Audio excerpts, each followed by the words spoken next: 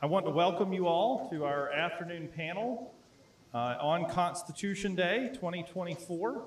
Constitution Day, as you all know, September 17th every year, is a celebration of the day that the delegates to the Constitutional Convention in 1787 signed that document and sent our founding charter out to be ratified. And we celebrate Constitution Day on college campuses every year because about 20 years ago, Congress said that this would be a good idea. Universities are responsible for educating our citizenry, and particularly our civic leaders, who disproportionately turn out to be college students. And so we should spend some time every year remembering what's important about our Constitution, remembering something of our constitutional history, and doing the work of civically equipping the young citizens we have in our institutions. This year, we've been focused today for UVU's Constitution Day commemoration on questions of partisanship in the Constitution. This morning, we had a wonderful keynote from Verlin and Hiram Lewis about the myth of left and right, how those paradigms of a political left and a political right tend to distort political reality and lead citizens to be more polarized and divided than they otherwise ought to be, and get in the way of constitutional stability. This afternoon, we're going to turn and consider a really crucial issue that's percolating in Utah politics right now, but really pervades American constitutionalism at the state level, and that is the question of citizen initiatives, direct democracy initiatives, and their relationship to our political institutions, our representative institutions like our legislatures. Joining me this afternoon for this panel, I've actually got a range of distinguished members of our community, some of whom have been engaged publicly in this debate, so that we can have an open conversation, so that instead of scaring citizens over this, we can try to educate them so that we as a community can make an informed choice about the best way to go about changing our laws and doing Republican government together. I'm Matthew Brogdon with the Center for Constitutional Studies. I'm the senior director here, and I'm privileged to lead this institution. Joining me on the panel, just to my left, is Ryan Bell. Ryan is a partner at a Salt Lake law firm, Kunzler, Bean, and Adamson.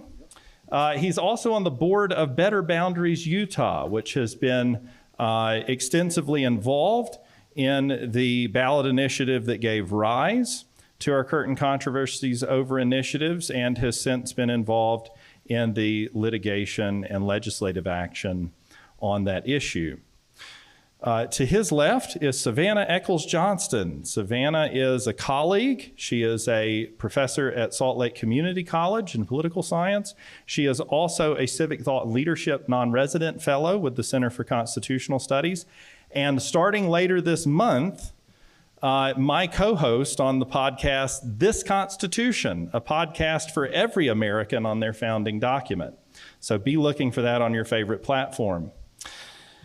And finally, I have Derek Monson. Derek is a vice president at the Sutherland Institute and a regular contributor to things that we do in the Center for Constitutional Studies. And like Better Boundaries, Sutherland has been actively involved in the legislative action and the controversy over Amendment D. So as you can see, we've got a range of perspectives on the panel, and our hope is to give people a sense of what the status quo is on this issue, just exactly what has occurred with respect to ballot initiatives in Utah, what is likely to happen here in the near future so that people understand the situation we're in and can understand the consequences of the choices that we're making in the legislature, in the Supreme Court, and in public in the upcoming election. And then also to get into the question of direct democracy versus representative democracy.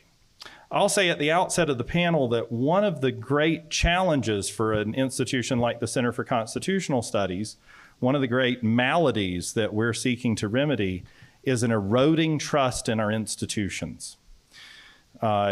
Increasingly, Americans do not trust their institutions of government. That includes at the national level with Congress and the presidency, our political parties. We have declining trust in other institutions in our civil society that don't directly wield political power but play an important role, like universities and the professional press. These are institutions that have been the machinery through which we engage in self-government and through which we inform ourselves about the world, through which we learn and inquire into questions together in universities, and through which we seek to govern through representative institutions. And with trust eroding in all of those institutions in our society, it's a very important question whether we ought to and are benefited by resorting to direct democracy, that is, having the people themselves craft laws and vote on them without the involvement of deliberative institutions like a legislature, or whether we need to retain or reserve more role for our representative institutions and avoid direct democracy. That's a really quite pressing question for us. So I'm actually going to start at the local level here. We'll start with the particular and talk about what's going on with the ballot initiative process in Utah. So Ryan, why don't I start with you?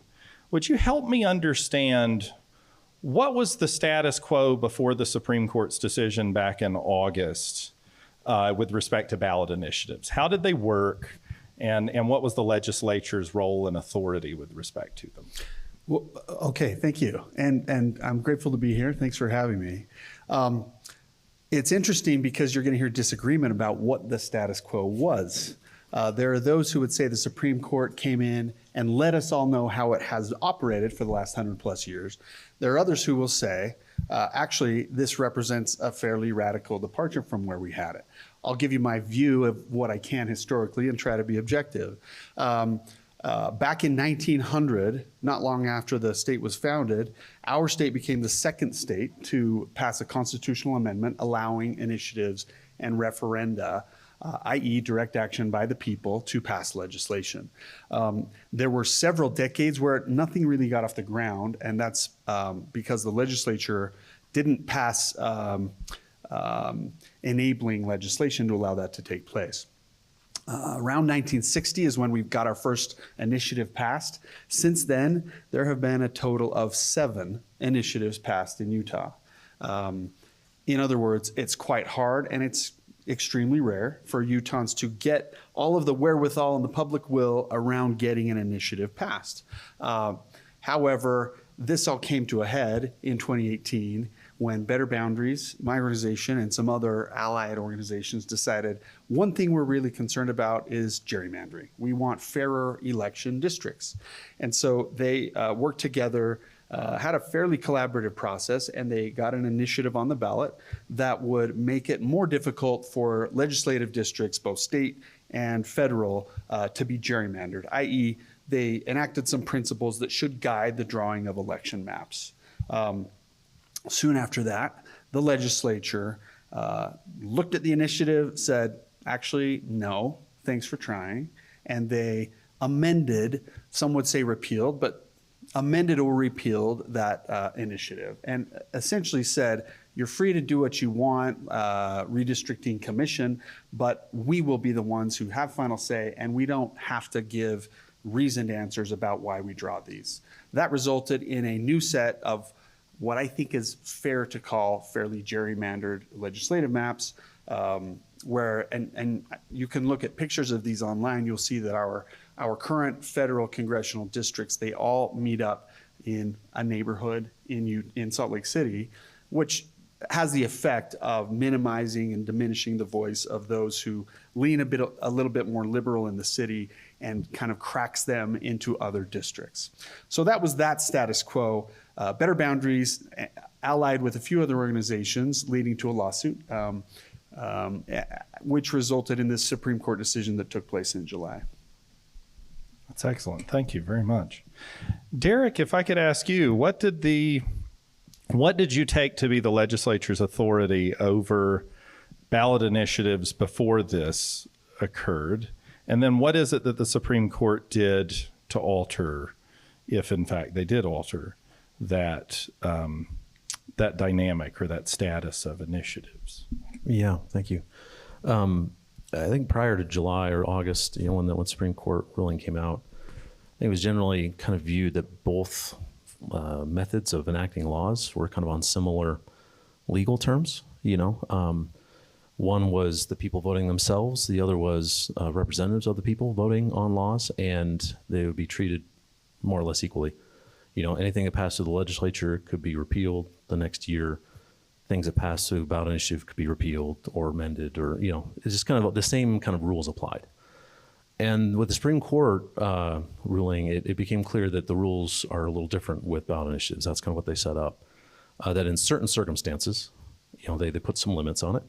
That you cannot repeal, the representative democracy functions cannot repeal ballot initiatives or significantly amend them. And so that was a change. And I think, even if, whether or not you agree with that, I think it's clear when you look at the history, that was a change. Now, there might be some people who presumably people who initiated a lawsuit who thought that's how it should be.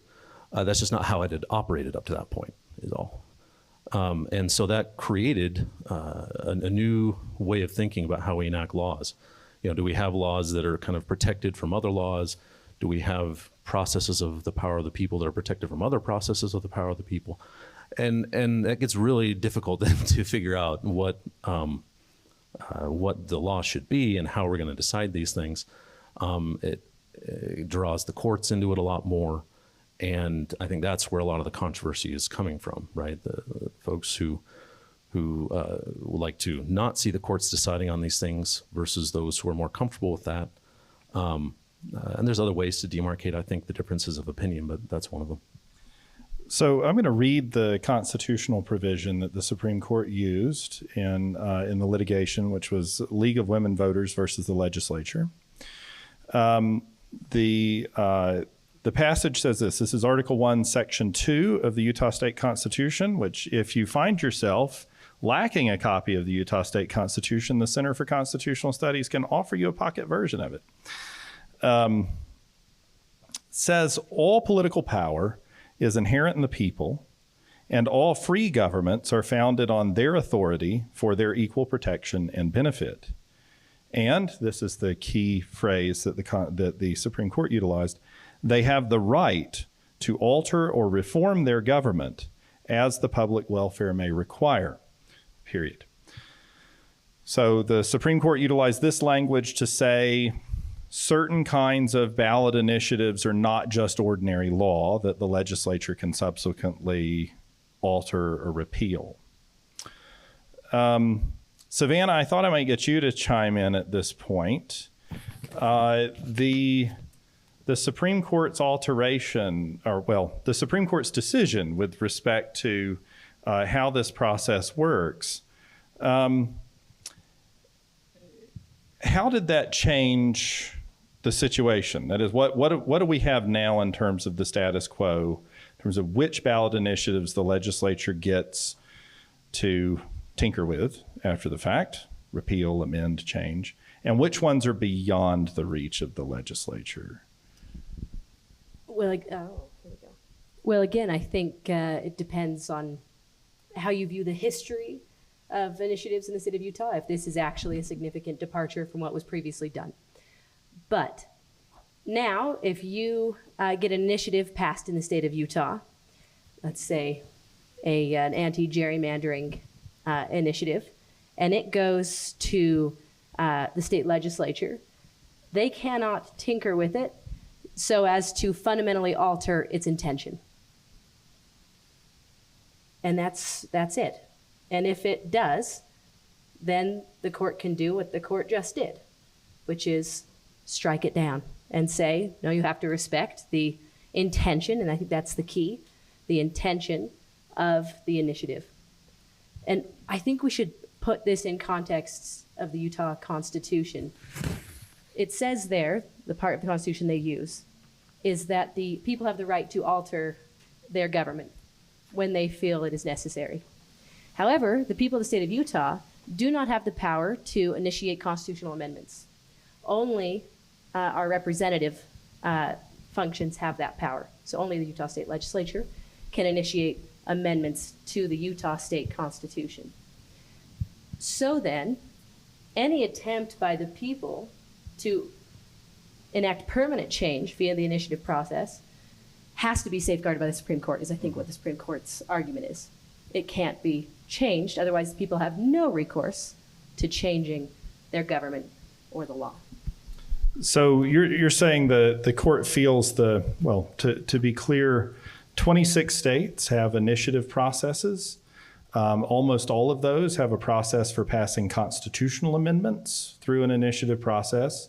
Utah is one of just a handful of states that have an initiative process, a citizen-initiated process for passing statutes, ordinary laws, but not an initiative process for passing constitutional amendments. So in a state that had initiated constitutional amendments, you're saying the people could clear that higher bar, which usually an initiated constitutional amendment would require more signatures, perhaps a supermajority vote, other sorts of hurdles to be passed. But the people would have recourse to that sort of alternative process and then would be able to place it beyond the reach of the legislature because it would be in the Constitution. Utah not having that, the Supreme Court sort of filled the gap by saying, if you're reforming government, then the initiative is sort of beyond the reach of the legislature in a particular way. Is that an appropriate thing for a court to do? To sort of fill that gap, to say, well, we don't have initiated constitutional amendments. We should find some way to give the people control over their form of government through an initiative process? I'm not sure this is filling the gap so much as interpreting the Utah State Constitution in a specific way. So, for example, the Utah State Constitution has this really unique formulation where it reserves certain legislative powers to the people. So legislative powers are granted both to the legislature and to the people through the initiative process, which means that the people are retaining to themselves some power over creating laws that govern themselves. But they can't alter the Constitution themselves. So there has to be some method here, I think is what the Utah Supreme Court is saying, for the people to effectively retain the rights that they constitutionally have done so in terms of legislation. That's very helpful. Ryan or Derek, I'll let you chime in. Yeah. Oh, wow, that was a lot. I think there is an alternative, and that's elections. Right? I mean, you go into the founding of our nation and everything since then, and it was about creating a representative democracy. That's what ultimately the revolution and the founding generation were trying to create, as a government that represented them. And the same thing with the founders of our state. They wanted a government that represented them. And elections have always been talked about, you look into things like the Federalist Papers, is that's the final recourse. That's the great check. Now, what makes this particular case interesting is it was about elections, right? Like the ballot initiative was about how we draw the districts that create, or that kind of set the rules, I guess, of elections in some ways. But even there, I think you've seen just in the last handful of years that that the boundaries, the political boundaries, aren't the limit on who can get elected. People thought, for instance, one reason why people thought Donald Trump would never win in 2016 was these kind of set views about what states elected or voted which ways. And I'm no fan of Donald Trump, but he did change things that way.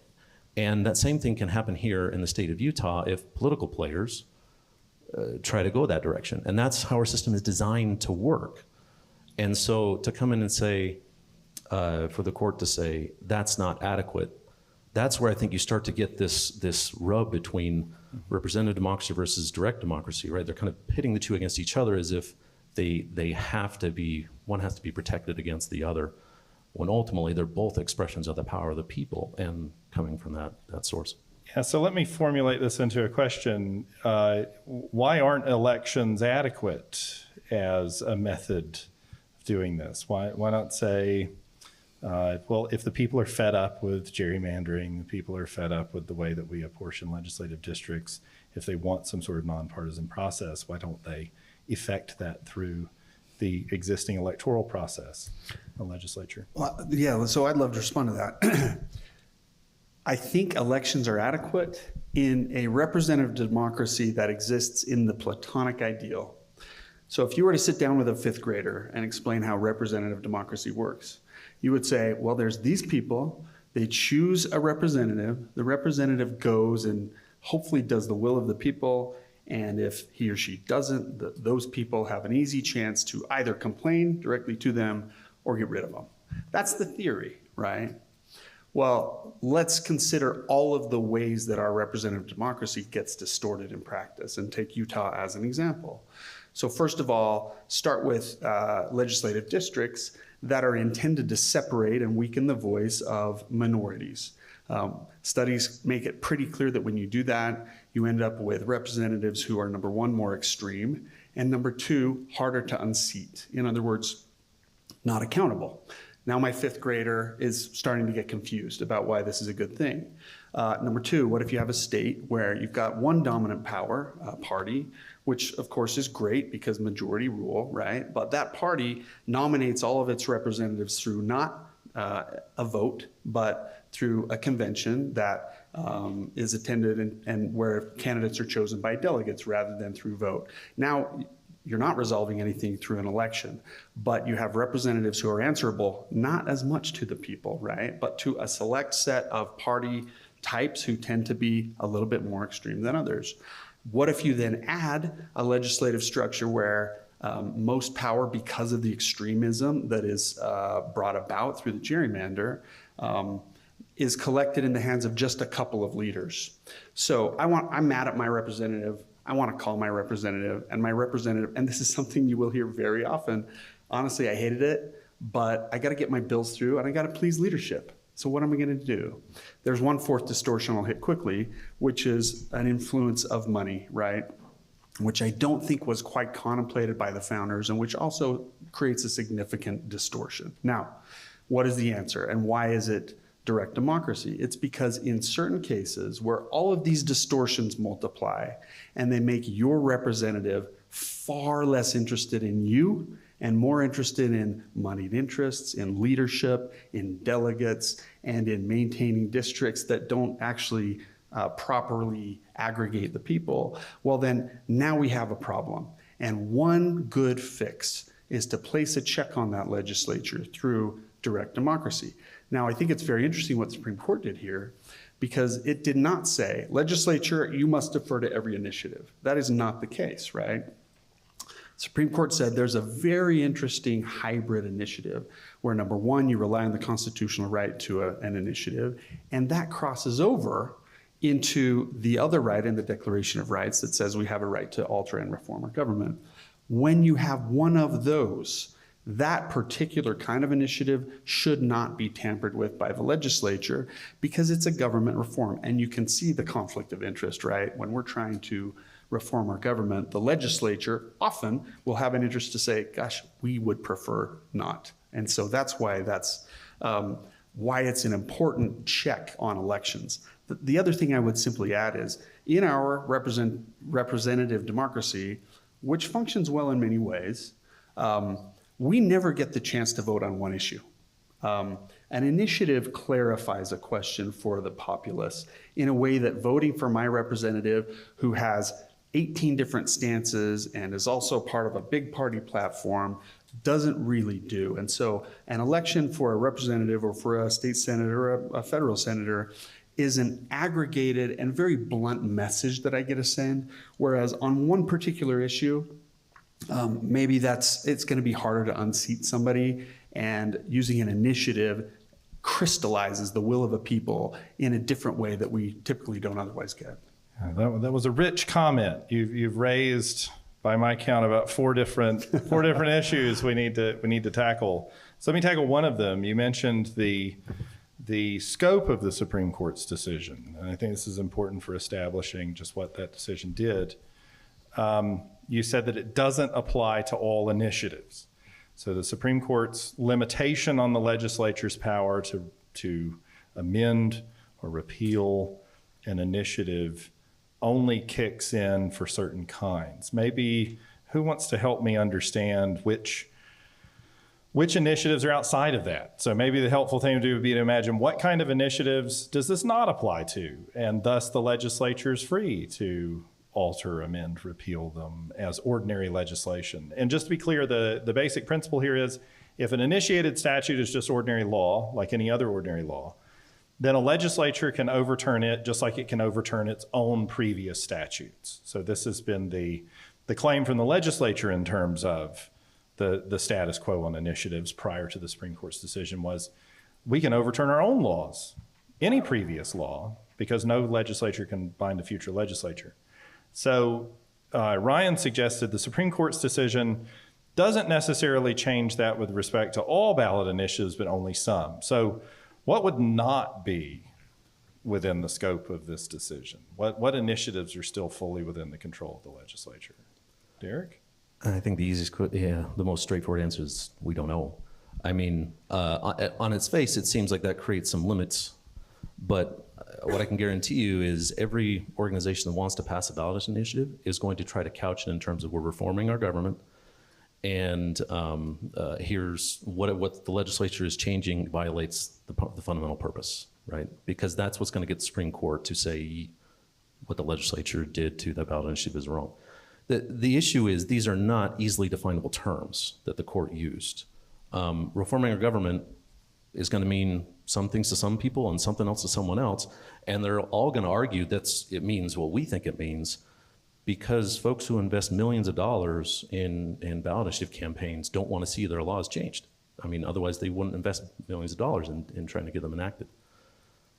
So this is kind of why this process is ultimately going to draw courts more into lawmaking, because if there's a significant reform and the folks who pushed the ballot initiative don't like it, they're going to sue and argue to the court that it was a violation of this decision. So people the lawyers, sorry, Ryan, could always make the case. Compliment accepted. Can make the case that any initiative counts as a reform of government.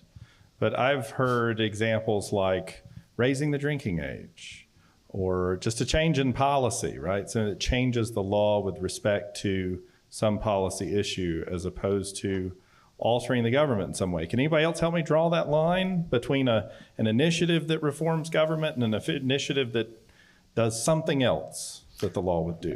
Let's let Savannah go, but I would like to share on this as well. No, you go first. Well, Supreme Court they're not novices, right?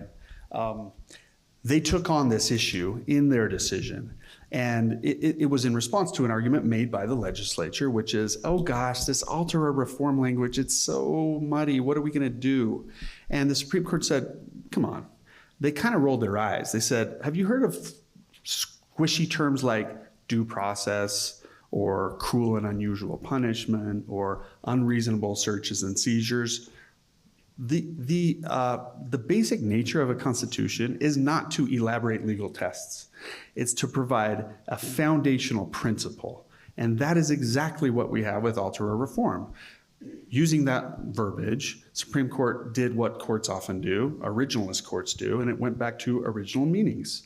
And it said, it was quite clear among Utahns who passed this language and did so advisedly and very deliberately that they knew what it meant. And they knew that alter or reform government is a bundle of tasks and a not bundle of other tasks. And their conclusion was to say, this is a term that is, and I quote, judicially definable.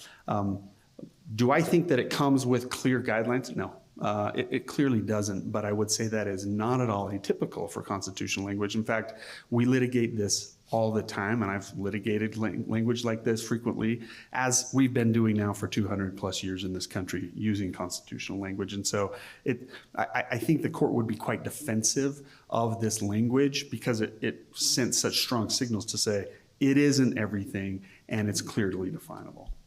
Savannah, you have any more help on drawing the line between an initiative that reforms or alters government and other? Whatever the other initiatives are. I think this is maybe only confusing if you're a lawyer, actually. So, for example, an initiative to decriminalize marijuana in the state of Utah very clearly does not fundamentally alter Utah's government. That is different than an anti-gerrymandering initiative, which would give redistricting powers over to an independent commission. It is only a lawyer who would look at that and say, these two things are indistinguishable. But I think to the average citizen, you would say, they're very clearly of different types. Okay. Even though there may be gray area. I mean, we can find some edge cases, but that was my impression too. Although I think we can find some gray areas pretty easily, like getting rid of a state-run liquor monopoly might be both. So we can imagine some very difficult cases that might come along. But in general, ordinary policy is a different thing that is making the laws that govern citizens. And I might suggest one way of thinking about this is, are you altering the policies that apply to individuals, to private citizens, or are you altering the way that institutions within the government relate to each other in some sense, or the scope of their powers? And that seems to me to be one way of drawing the line. I don't know if that meets with approval of legal counsel or not. I do have a response to that, though, yes, Matt. There are gray areas, and there's no way to get around those gray areas except that the court is going to weigh in a couple of times on this until we get a better sense. But when you ask Savannah about what kinds of initiatives can be changed by the legislature, fully correct answer, but there is one other thing the Supreme Court threw in, and that is to say, and I'll read the quote, legislative changes that do impair the reforms enacted by the people could also survive a constitutional challenge. How? If the legislature shows that they were narrowly tailored to advance a compelling government interest. So suppose there is an initiative that is passed, legislature wants to change the direct intention of it. It's possible if they can show, well, this initiative fundamentally strikes a major challenge at the core of how we govern, it's unconstitutional, or otherwise there's a compelling government interest, maybe budgetary, et cetera. And so there's no such thing as an initiative that the legislature cannot touch. It may touch everything, and if there's something that would, upend some significant governmental interest, legislature gets to say, have at it. So I have a question about this. I'm glad you read this passage because the court does provide an out there. It says all of this sort of yields to legislative revision if there is a narrowly tailored means to achieve a compelling governmental interest. Now that language is very familiar to people engaged in the practice or study of constitutional law. It's familiar as strict scrutiny. It's developed in federal constitutional law to ensure that anytime you felt like you had a sufficiently weighty reason to violate a constitutional right, like if you need to, for example, engage in racial discrimination in some settings, say in the wake of a prison riot to separate a prison population, or if you needed to censor a press publication or otherwise threaten a constitutional right that normally is rigorously protected, you would have to satisfy this test of strict scrutiny.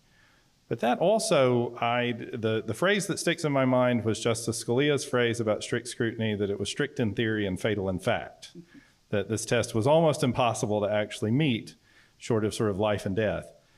Is the test that high? I mean, I've heard this has been a subject of some debate among advocates and opponents of the amendment and critics of the judicial decision. Just how high is that bar? I mean, is that a real... does that really leave the legislature much discretion? I guess another way of putting this is, what would be some compelling interest? I mean, what are some situations you can imagine where the people pass an initiative reforming government, altering something about its structure or the scope of its powers, and yet the legislature said, no, compelling interest, we're going to set that aside or modify that significantly? What would clear the bar? Well, let me start with one, which is one that I've heard legislators use as a bit of a scary scenario, right? We, the citizenry, we pass an initiative that has dramatic budgetary effect, right?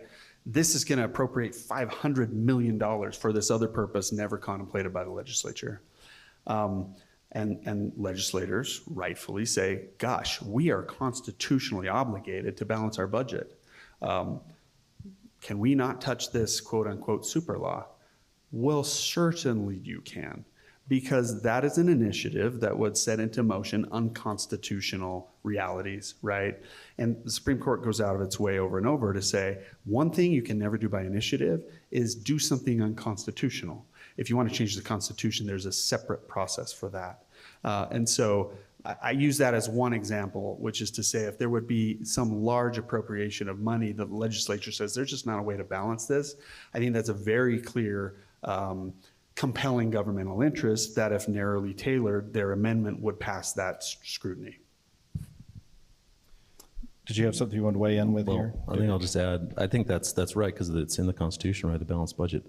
And then you said if it's narrowly tailored. And that's oftentimes where these things can get struck down by courts, because what is narrowly tailored? It sounds like straightforward. In fact, I mean, Savannah was saying earlier, right, these things make sense to the average person.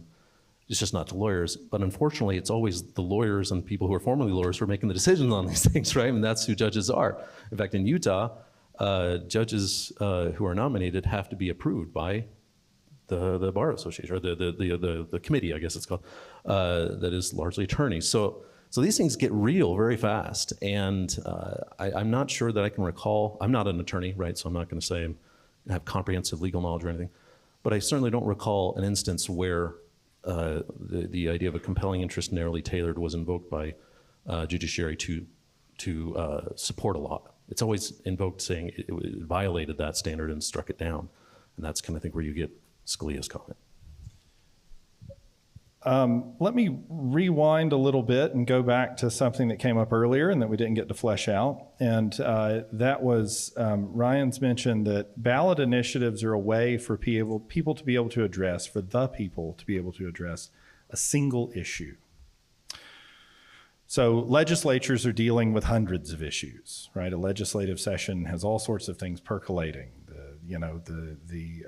The appropriation of the public fisc and innumerable legislative issues. It's rare that the legislature can raise sort of one issue, take it all on its own, and say, is this a good or bad idea? And Ryan suggested the initiative process is a way for the people to take an issue of public moment, put it before the public, and be able to take sort of an up or down vote on this issue and disentangle it from all those other things. Is an initiative process the only way to do that? What's the alternative if we don't have an initiative process where the people can do this sort of thing? After all, only so 26 states have an initiative process. That means the other 24 have none. No way for citizens to initiate constitutional amendments or laws. They're totally reliant on representative institutions to do this on their behalf somehow. So I guess my question is sort of bringing this to a higher level in terms of direct versus representative democracy. If you're not using an initiative process and those initiative processes are not protected from legislative infringement, how can you get a single issue in front of the public? And is that a problem? Well, I mean, one thing that our legislature has done is to put non-binding questions before the people. You certainly have at the local level laws that with a city or county council or school district wants to do something, it also has to go before the people. So there are processes in place that kind of go through the representative processes to come before the people. I will say though that just to comment on something earlier that was mentioned about that, I don't know, I think it's a controversial thing to say it puts clearly one single issue before the people. Particularly I think the ballot initiatives that have been enacted in Utah, say in 2018, those were all complicated laws, and they had many facets to them. And when they look at the ballot language, it just by reality, by definition of word, by a limit of word count, had to ignore some of those elements in describing the law. So this is what the ballot initiative process looks like, is you have to decide what information goes easily before the people, what doesn't. What are you going to inform people, what are you going to not inform people of, unless they go and read the ballot initiative themselves. And not many people do that. And there's, I think, an open question as to whether that's a good process or under what circumstances is that a good process. Because certainly in the representative institutions, they spend a lot of time digging into things and having debates about it, and they hear from constituents all over the place. And so whether you like what the legislature does or not, and we don't always like what the legislature does, right? I'm not like a shill for the legislature. I think it's a process that brings information to the table in ways that the ballot initiative process doesn't by nature.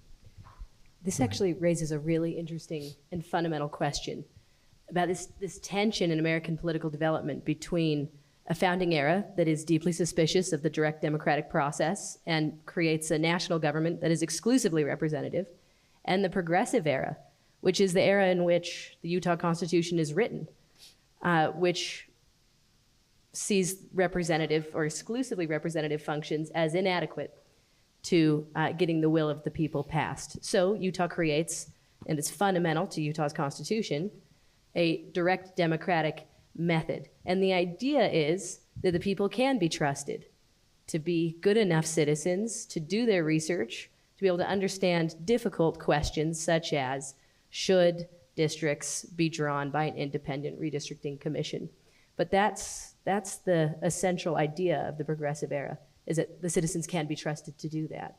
And then I think the second point is when we're talking about single issues before voters, I think it was less a concern that legislators can't handle just one issue at a time, but that voters get the chance to handle just one issue at a time. Instead of voting for a candidate because you have 27 different policies that you like and you're voting for a party instead of just on one issue, this simplifies it and allows you to vote truly as a single issue voter on that one item, something which is very difficult to do at any other time.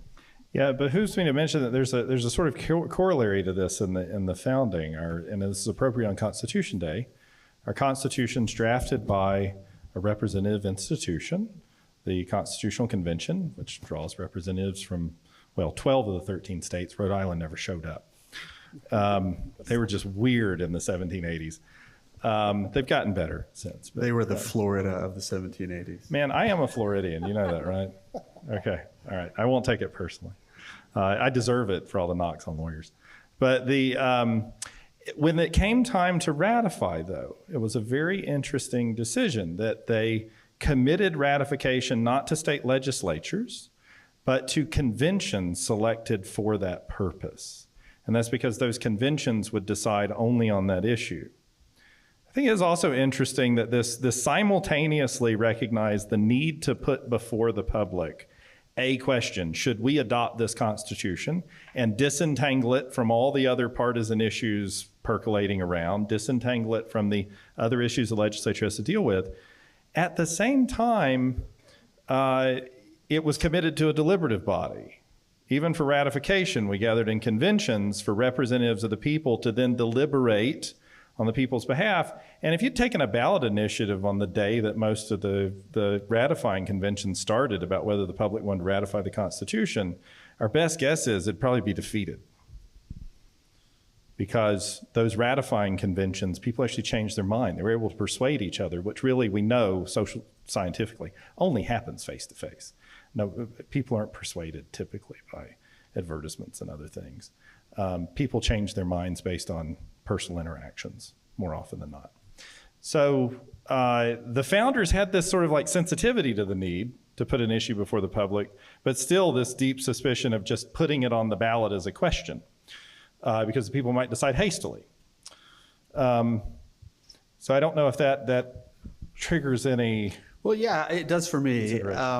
Obviously, there's many things we do quite differently now, but there are some good reasons for how different we are now. Savannah mentioned the progressive era, and I wish we had a more neutral word for that era. We're not talking about modern day progressives. We're talking about a significant movement driven by a political party, which involved people like Teddy Roosevelt and other luminaries at that time, saying we have got to fix government and make it more responsive. Among the other changes they made in introducing tools of direct democracy was to elect our senators directly, which we didn't used to do. They made significant progress on keeping large moneyed interests out of elections, and they also, during that era, got women the vote. All of these things had the impact of moving power from elites, which is essentially what our founding was, down to more average and everyday voters. And here we are today.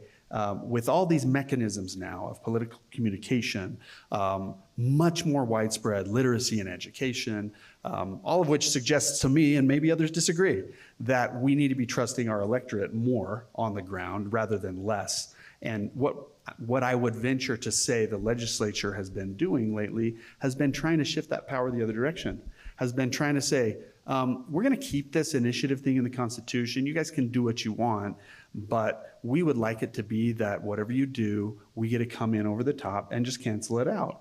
That looks to me like the old school way of doing things, instead of just trusting our voters to make the proper decisions. And then, of course, there is the more controversial development, which is that they then granted themselves the ability for legislative leadership to draft the ballot language summarizing the amendment, and then drafted ballot language, which I think to most eyes, I'm going to recognize people disagree on this, was quite different from what the actual amendment language really did, and now has been found by a Salt Lake District Court to be void.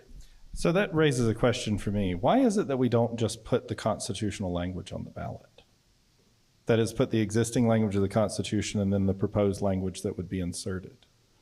I think it's because we're wanting to simplify things for people, because I think whether it's stated or not, there's a general recognition that it's very challenging to read through all these things and make these decisions. For example, there was an author in the Atlantic, resident of a state, Oregon or California, where ballot initiatives are much more plentiful, railing against what ballot initiatives have done in those states and describing the process of voting as an 8-hour research project. Who here will put 8 hours into voting, researching? A few. The Okay. political science majors in the room. Yeah. Went, sure, I'll do that. Yeah. Congratulations to all of you, by the way. Yeah, exactly. But it's a small minority. And I would imagine here, this audience is one who would be more interested in actually looking into things that way. And still only a handful are willing to put the time in to read through a whole law that they're having to vote on, which actually, again, isn't really going to be about a single issue. So let's pick an example. The Medicaid expansion ballot initiative in 2018, right? Presumably it's about, should we expand Medicaid? Seems straightforward. Then we have to initiate a tax increase to do that. So now it's also about tax policy. Do you think tax increases are good? And it's going to put people into a government healthcare program. So now we're talking about, is free markets or government the best way to provide healthcare to people? There's no ballot issue that's a single issue. But we have to try to boil it down as close to that as possible, because of this reality that people, for whatever reason, won't put in the time to do this. And I think this is why the founders preferred representative democracy, is they wanted deliberation on these things. And so when you elect people and put them all in a room, and their sole purpose is to read these things, research them, hear from people, deliberate on them, it tends to happen more. And that's how it was designed. Savannah? A quick response here. First, I think we should be really wary of the argument that Utah will become California if Amendment D is not passed. Utah has had an initiative process since 1900, and in that time has not become California. And I was a California voter for 5 years, and it truly is awful. But Utah is not California. But second, I think we should go back to this ratification point that you make, because it's excellent. A second reason you jump over the state legislatures in ratifying the US Constitution is that why present a moral dilemma to those state legislatures? Why tell them, please vote yes on this new US Constitution that will take away your own personal political power, because the states will lose power here. You don't put people in that kind of a moral dilemma. So you skip them and you go to ratifying conventions. There's an interesting corollary here to what the Utah Supreme Court has just said. Are you putting someone in a really tough moral dilemma in the state government if they can alter an initiative that would fundamentally change the Utah government and therefore reduce their own power to do things like gerrymander? Why put people in that kind of moral dilemma? Maybe I can respond a little too, and those are very good points. I just want to say Utah has a really distinct initiative process. I printed out the packet today. This is from the Lieutenant Governor's office. It's about, I don't know, a 12-page packet on the 17 different steps you need to go through to get an initiative on the ballot. It's quite complex. It requires multiple hearings in multiple different districts. I'll just read one requirement, which is that the Lieutenant Governor needs to reject the initiative if it contains more than one subject. Granted, I concede to Derek that that's not always the easiest to enforce because laws are complex, but initiatives truly are limited by law to a single subject, and then of course sometimes there's ancillary issues. But Utah it just can't be California. The process in California is notoriously easy to get on the ballot. You need 2.4% of voters to approve to get your ballot initiative on the ballot in California, and there's no geographic requirement. In other words, if I go knock doors in Fresno and I get everybody in Fresno to agree, my initiative's on the ballot. That's it. In Utah, you need to go get 8% of voters in 26 of 29 different state Senate districts. It's far more onerous. And so now you think about how many times you've actually voted on one of these things. Well, California since 2000 has had 218 initiatives on the ballot. Since 2000, Utah has had 7. Again, we are not in danger of overwhelming our voters with this informational overload and decision paralysis. We keep things succinct. It's a hard road to walk through. And then maybe it's a little justifiable that once we walk through all of those hoops, people get a little angry when the legislature says it was all for naught. If I can just add really briefly. Of the ballot initiatives that have happened, you said 7 since 2000? Half of those have happened in the last 10 years, right? About 3, so a little less than half. And that's because the process of getting things on a ballot, whether it's someone running for office or a ballot initiative, has become systematized. I won't go into all the details, but it has to do with count my vote, and that process was put in place over a caucus convention versus primaries. The point is just to say, after the Supreme Court ruling, you had folks quoted in the press who are involved with ballot initiatives saying they're going to start recommending people do ballot initiatives here in Utah, whereas before they said don't do it because of these challenges. But that court decision changed the rules of the game. And so are we going to become California? I don't know. Are we going to become more like California? I think so. I mean, when the people who actually do these things are saying we should do more of them under these rules, it's hard to say that we're not going to go in that direction. So is the rationale there is that it's just a bigger prize. I mean, it's not that the process hasn't gotten easier.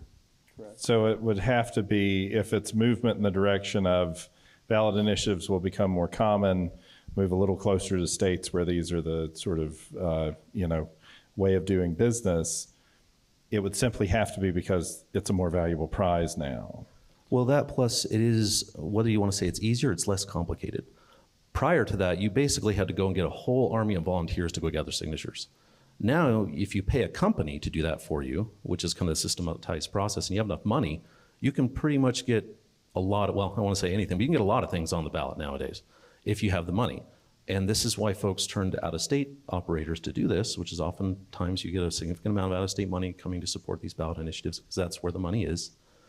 And so it's going to be more plentiful because not only is it now more straightforward due to the kind of the systemization of the process, but yes, now you're more protected. If you structure your ballot initiative in a way that you can argue credibly legally that it's a reform of the government, and if you can argue that any change is not narrowly tailored to a compelling interest, then you have a fighting chance to overturn anything the legislature might do. And again, this is what attorneys, in politics at least, what attorneys do for a living is kind of craft these arguments, insert this so it's more of government reform, even though it's not really connected to the thing you really care about. You know what I mean? This is what the strategizing is going to be under the new kind of rules the Supreme Court's put in place. I would just say, Matt, in response to that, I would like to know who these people are because they don't strike me as super intelligent. If they think that they will be able to come in and initiatives will be easier to get on the ballot and then passed and then stand up against the legislature, unless they're all trying to actually reform the Utah government. as the Supreme Court has made very clear again, if you're coming here to Utah to try to get cannabis for everybody, or abortion on demand, or whatever the scary thing is, right? Nothing has been changed by this Supreme Court decision. The legislature maintains full power, based on what we've seen today, to strike that down. I guess I also want to add, one of the things the legislature claims is driving this is an influx of out-of-state money. I won't deny that initiatives are often funded in part by out-of-state money. Now, again, it's not the same thing as legislation that is passed by out-of-state money, because we're again talking about reforming our government, and there's just not a lot of people who have business conflicts that relate to reforming the Utah state government versus, I gave money to a legislature because I'm big pharma or some other business interest, and that drives my interest. But it's important when we think about the legislature and the people as checks on each other to think about money on the other side of things, which is the legislature. Where is their money coming from? Well, the numbers are a little bit discouraging. President Adams, President of the Senate, in the 2022 cycle, 41% of his funding came from out of state. Mike Schultz, the Speaker of the House, 34% of his funding came from out of state. The Salt Lake Trib did an analysis in 2018 that said 82% of funding for our legislators' campaigns came from either out of state or from special interests. Well, is that wrong? Do I know the answer to that? I don't. But you shouldn't have a system that doesn't allow foreign money to come and support people's initiatives, but allows this massive flood of money to support legislature campaigns, which often end up, pushing back on the right of the people to reform their government. So let me turn our conversation in a little bit of an institutional direction here. We've got some problems that we've been trying to solve with initiatives, or problems, I should say, that initiatives are supposed to solve with the Republican government. I'm curious about the way initiatives are written. So we were talking about the ratification of the Constitution. There you've got a constitutional convention writing the Constitution, and then you have a separate body that ratifies, right? There's an ordinary legislative process. You have a legislative body that both writes and ratifies, in effect, right? It's engaged in the drafting, the proposal of the bill, so to speak, and then the up or down vote at the end of the legislative process that says, yes, this shall be law. And then in many places, some sort of executive veto is added to the end of that process. Thinking about this in terms of ballot initiatives, what is it about the ballot initiative process, or how can we in a ballot initiative process make sure that the language of initiatives are carefully crafted? That is, how can we bring the virtues of legislative deliberation to bear on crafting initiative language, in part because, by one light, you'd say, well, who writes the language of the initiative? They're writing the text of the law to be adopted. Should that process be representative? How can it be representative? Is it necessarily just driven by whoever's initiating? That is, more often than not, the special interest or the firm that's been hired to help craft the language. Is there any concern about that process, or how do we structure that process to make sure that when we write those laws, we recognize that these are laws that could be adopted as the law of the state? So how do we bring the principles of Republican government to bear there? How do you responsibly write an initiative that's going to be put before voters? It's a really good question. It's actually something that we've started to think about, because let's assume that the district court decision gets approved by the Supreme Court, and regardless that this is just how it is moving forward. It's a really valid concern. I won't mention the ballot initiative because it might identify the person, but having talked to someone who drafted one of the ballot initiatives in 2018, he'll openly admit, yeah, I wrote it in my basement. Right? There was no real deliberative process going on. And this is a smart guy, right? I'm not saying he just some rando or something like that. But the question is that the process how we want our laws drafted? And I think, one certain ways you could do this is to potentially lengthen out the timing between when an initiative gets enough signatures to get on the ballot and when it appears on the ballot, so as to provide deeper analysis, perhaps by the same folks who analyze legislation, finding things that then maybe create some kind of amendment process before it ever shows up on the ballot to clarify things like things that are unconstitutional, things that violate federal law, or whatever it might be that need to be a little more deliberative than is currently the case. I would say that we have a fairly robust system for this, both de jure and de facto, right? The first is that the initiative process actually has written into it a structure for this. If I'm going to get an initiative going, I need to write the text. Maybe it will be in my basement, might be somewhere else. But I need to provide it to the Lieutenant Governor's office. The Lieutenant Governor will then do a review. They will reject it if it's unconstitutional, if it is nonsensical, if it treats with more than one topic. Nice little check there. After that, I need to go and do multiple public hearings throughout the state in which public comment takes at least 1 hour, right? And so there's a nice check there. The next step says optional, revise the text of the initiative and resubmit. And so that is written into this system. Now, that's what the law requires, but let's talk more in terms of how things work. The legislature is in the room more often than not in the crafting of so much of this language. I know of a handful of initiatives where legislators were consulted, were part of different hearings, and there was a process, and so that, you know, there is the right level of competency and professionalism in drafting, et cetera. I guess the final point I would make is that let's say we do end up passing an initiative that has a kind of a wonky, nonsensical thing. Well, Supreme Court has expressly empowered the legislature to come in and take that piece out of it so long as it doesn't impair the original core intent of that legislation. Now, your idea about a representative process for drafting an initiative, that's fantastic. I love the idea. A little radical and maybe hard to implement, but we ought to think about other ways to do this. But I do think there are a lot of checks to get to streamline and professionalize language as it goes through this system right now. Actually, I'd say we've got a process we've used hundreds of times for doing this. It's how Americans have traditionally written and significantly altered their state constitutions. And we typically do it through constitutional conventions. So I guess this is one question I sort of selfishly would like to pose to the panel. Is I've been thinking about this as this controversy has been going. I've been thinking about, my own, the center's engaged in a lot of scholarship on constitutional conventions and constitution making. And actually got to thinking about the fact that Utah lacks an initiative process for constitutional amendments. And I thought, well, let's assume I take the founding generation seriously that maybe doing this through direct democracy is not a great idea.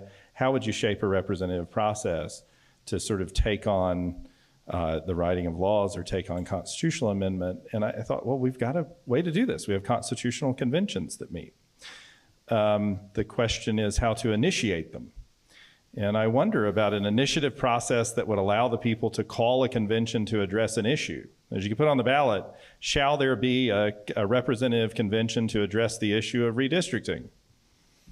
And then you'd have to have an electoral process to choose a representative from the various districts. I guess you'd be stuck using the existing House districts. But at least you wouldn't be stuck with the legislature, right? You'd have the separate deliberative body, and that's a robust American tradition that it seems to me to marry this concern with the need for the people to initiate a review of its laws or initiate change and disconnect that from the legislature, but still keep the benefits of representative democracy. Thoughts on this? I mean, are there other ways to make sure that an initiative process is responsible and taking account of the various interests in a state? I actually think this is a great idea, but only if you buy into the idea that, in fact, direct democratic methods are bad for the country. That's kind of the thing you have to believe at this point, which is fine. That's the founding era idea, but again, it's not the context that the Utah State Constitution was written. in. I'm not sure Americans still believe that today, that it is more dangerous to allow the citizens to vote directly than it is to allow legislators to have full control over this. But you have to answer that question first. Is it actually a bad idea to let the people do it? And then second, just to go back for a quick second, I think maybe we give way too much credit to political elites. We talk about the guy writing an initiative in his basement, but in Utah, which I think is brilliant, we have normal people in our legislature. We're not doing well with this word today. They have part-time jobs. I know a guy who works in the legislature who owns a bakery. They're the ones writing legislation in this country, or in this state. They're also regular Joes. They could, for all we know, have done it also in their basement.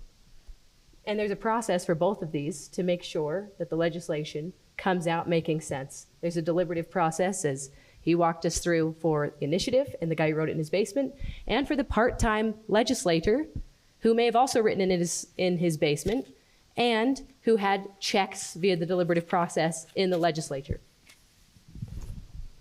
Well, I like the idea myself. I think the biggest concern I have about ballot initiatives is kind of the relative to representative democracy, the lack of really thorough deliberation that goes into the drafting and changing and ultimately what finally ends up as the law. And this would seem to address that at some level, having your vote for someone in your community to go debate these things. I just responded quickly to something Savannah said, that a legislator is in charge of a bill, but the legislature doesn't draft the bill. They have attorneys that draft the bill. And while they're responsive to the legislator, I'm not sure I've ever seen a bill where a legislator came and said, oh, no, I drafted this, the attorney had nothing to do with it. That's not how that process works. So I just want to make sure that's kind of understood as to how that process actually functions. I would add, though, that to Derek's point about systemization of initiatives, that's also the case, right? Better Boundaries has very competent legal counsel, as do some of these plaintiffs who have now secured some nice litigation wins. I don't think we're going to be dealing now with initiatives that get very far, that are not fairly well thought out and crafted. And I'm not aware of an example that was just totally shoddy. I actually know that the Better Boundary, that Prop 4 had a couple wonky elements that got kind of hammered out as there were discussions going forward, and I would expect that to be the case typically. I would geek out at the idea of a constitutional convention, and I think there's real upside to that. I don't know how wide open you open that door, but it could be a nice solution for many things. Yeah, it terrifies people, actually, and legislatures especially. I do want to turn, before we run out of time, to the question of where we stand with the controversy, actually. Just to review, we had in 2018, Proposition 4 told us to create a redistricting commission, set some boundaries on the kind of criteria that they could use, told the legislature that if they departed from it, they needed to explain that. The legislature then enacted SB 200, right, which partially implemented that. It did create a commission, removed the ban on partisan gerrymandering, and ignored the requirement that they explain their reasons for departing. The legislature subsequently adopted its own map instead of the one proposed by the commission. And then the litigation has ensued, right, which ended in the Supreme Court, we could say. In the Supreme Court, at least, let me think of the least controversial language to describe this, the Supreme Court describing what the court takes to be the outer boundaries of the legislature's discretion over a ballot initiative after it's passed. And cabined that discretion whenever it comes to ballot initiatives that reform government. So where we stand now, the legislature met in emergency session, proposed Amendment D, which would put some language into Article 1, Section 2, which I read earlier, making clear that that right to reform government is through the processes described later in the Constitution, is the initiative process described there, and then in that provision explaining that that doesn't foreclose subsequent legislative action. In other words, ballot initiatives, just ordinary laws, the legislature can treat them like ordinary laws. So that's sort of where we stood. And now the district court has suspended the amendment and said that the lieutenant governor's office should not count votes on that amendment because the summary on the ballot the district court took to be an inaccurate summary of the law, misleading summary of the amendment. So that's where we stand. So what happens next? Anybody want to help me out with where we are? What happens now? Yeah, so the legislature has appealed to the Supreme Court, Judge Gibson's decision. Unless something crazy happens, we will get a decision from the Supreme Court within, I would say, a month, because we've got to know what's going to happen going into this. The language of Amendment D and the ballot title, they call it, the descriptive language, will end up on the ballot. And so should the Supreme Court decide to overturn or reverse this district court decision, we're all going to go vote on Amendment D. Also a strong chance, I think, the Supreme Court rules the other way and says we are going to uphold Judge Gibson's decision. There was a significant piece of this amendment omitted from the ballot title. Therefore, it is void. You can vote on it, but the votes won't be counted. That doesn't tie the hands of the legislature to make another run at this, right? I don't want it to be overlooked that the district court also said that this is void for a separate reason, which is that the legislature just overlooked a key component, well, a requirement of amending the Constitution, which is that once you propose an amendment, you need to list the language of the amendment in a newspaper in every county of the state 60 days before the election. They just didn't do that. And so we've got a really technical problem here. I'll be interested, but it's hard for me to see how the Supreme Court overlooks that.